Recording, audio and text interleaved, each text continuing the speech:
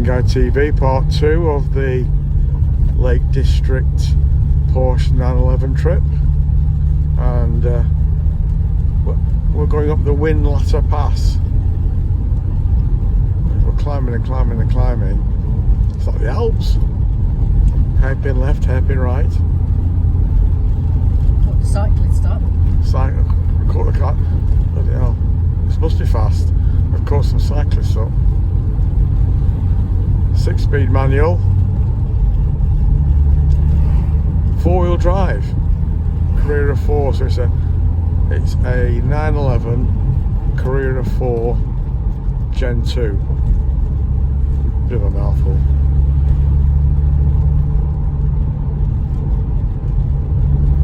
And beautiful, beautiful dashboard. Beautiful, beautiful wife. Beautiful, beautiful day. What more could a guy want?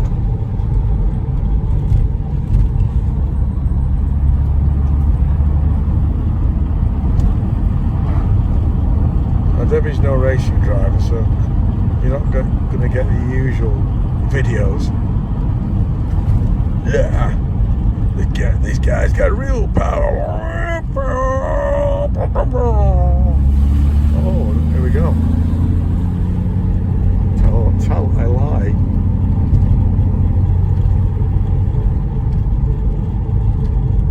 It's very quick. 4.8 seconds to 60, and top speed 177 miles an hour. And you know, being a Porsche, it's just made from girders, like iron brew.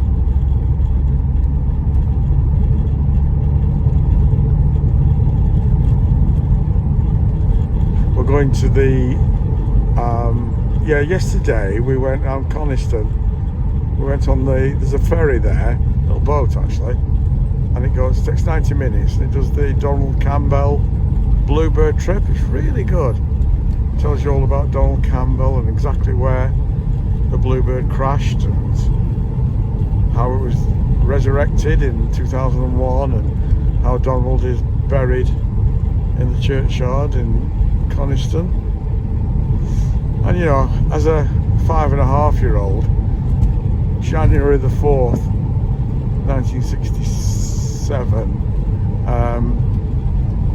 well, I was at a friend's party, and the mum came to pick me up, and the Lancashire Evening Telegraph came through the door, and there on the front page was the Bluebird in midair, upside down in midair, doing a loop-the-loop. And the headlines were Donald Campbell killed. And I didn't know who Donald Campbell was, but all the adults, oh, Donald Campbell, oh, Donald's dead, you know. He was a real hero to lots of people in those days.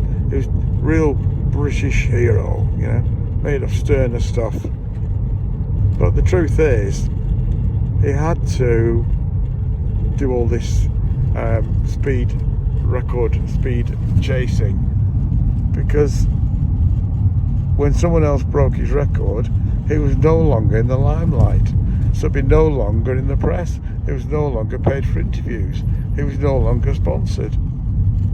So he had to keep on going. And the clever thing about Donald was, until the very last speed attempt in Bluebird, he always beat the record by just a little bit.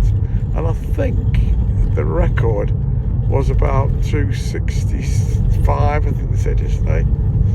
And all Donald really had to do was do 267.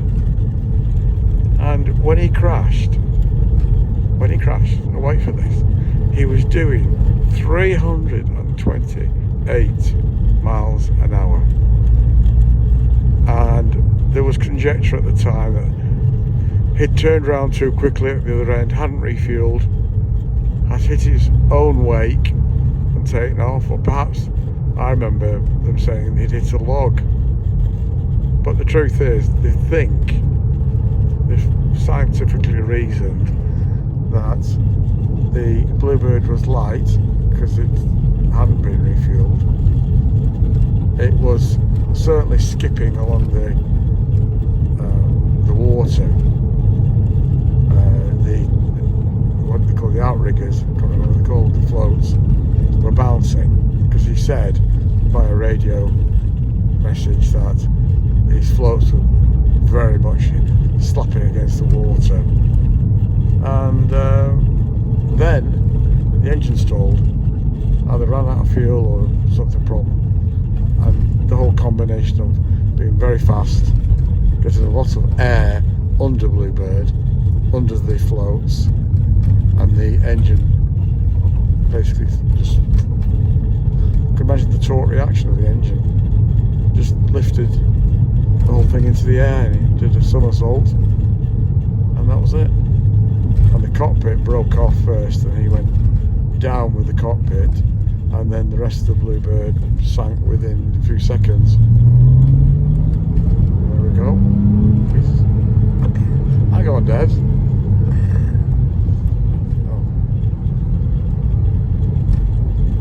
Well, I said she wasn't. all right. Okay, now.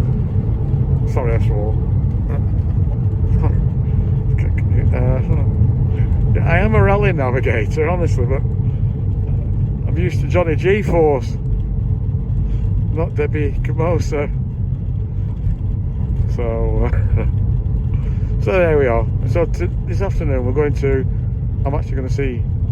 I can't see, can I? But I'm going to visit Bluebird in the Coniston Museum, and hopefully get to touch it. That would be a real moment to remember.